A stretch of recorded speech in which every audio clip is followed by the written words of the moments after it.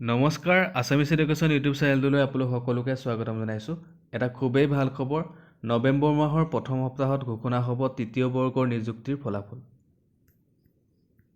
4 বা 5 নৱেম্বৰত তৃতীয় বৰ্গৰ নিযুক্তিৰ ফলাফল ঘোষণা কৰাৰ সম্ভাৱনা।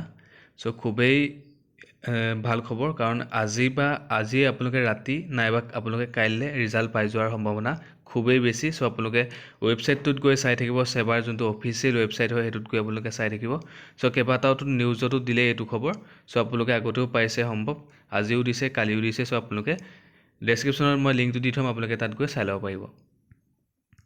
ইয়াতে যদি চাওঁ, ঘোষণা কৰা হ'ব 13,141টা পদৰ নিযুক্তিৰ ফলাফল ঘোষণা কৰা হ'ব। ঠিক আছে, 13,141টা পদৰ নিযুক্তিৰ ফলাফল ঘোষণা কৰা হ'ব। আৰু এই নিযুক্তি পৰীক্ষাটোত অৱতীৰ্ণ হৈছিলে 6,71,805জন প্ৰাৰ্থী পৰীক্ষাটোত অৱতীৰ্ণ হৈছিলে। আৰু এটা খুবেই ভাল লগা কথা যে 2023 চনৰ আৰম্ভণিতেই সম্পূৰ্ণ হ'ব নিযুক্তি প্ৰক্ৰিয়া। 2023 চনৰ জানুৱাৰী ফেব্ৰুৱাৰীৰ ভিতৰত আপোনালোকৰ যেতিয়া আপোনালোকে এইটো এক্সামত উত্তীৰ্ণ হৈ পেলাই আপোনালোকে যেতিয়া চাকৰিটো পাব, তেতিয়া আপোনালোকৰ গোটেইখিনি 2023 আৰম্ভণিতে জানুৱাৰী ফেব্ৰুৱাৰী মাহতে আপোনালোকৰ জইনিঙো হৈ যাব। ফলাফল ঘোষণাৰ বাবে সাজু হৈছে সেৱা কৰ্তৃপক্ষ। ঠিক আছে,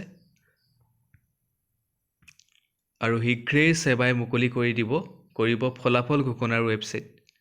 আপোনালোকে আজি চাই থাকিব, আজিও চাব, ৰাতিলৈকে চাব। কেতিয়াবা এইবাৰ তেনেকুৱা হৈছিলে, চতুৰ্থ বৰ্গৰ যেতিয়া পৰীক্ষাৰ ৰিজাল্ট দিছিলে, তেতিয়া মুখ্যমন্ত্ৰী ডাঙৰীয়াই দিয়া টুইটাৰ যোগে, ফেচবুক যোগে পষ্টটো দিয়াৰ অলপ পাছতে ৰিজাল্ট মুকলি হৈ গ'ল। মানে ভালেমানখিনিয়ে চাব পাৰিলে, কিন্তু পাছদিনাখনি গোটেইখিনিয়ে চাব পাৰিছে, কাৰণ লিংকটো খুলি দিছিলে চাগে, সেইটো কাৰণে কেইজনমানে চাব পাৰিলে। ধন্যবাদ। আজিৰ ভিডিঅ'টো ইমানখিনি আছিল। যদি আপোনালোকে আমাৰ চেনেলৰ ভিডিঅ' চাই ভাল পায়, চেনেলটো ছাবস্ক্ৰাইব কৰিব নাপাহৰিব, আৰু ভিডিঅ'টো লাইক এটা কৰিব নাপাহৰিব, আপোনালোকৰ বন্ধুসকলৰ লগত শ্বেয়াৰ কৰিব। ধন্যবাদ।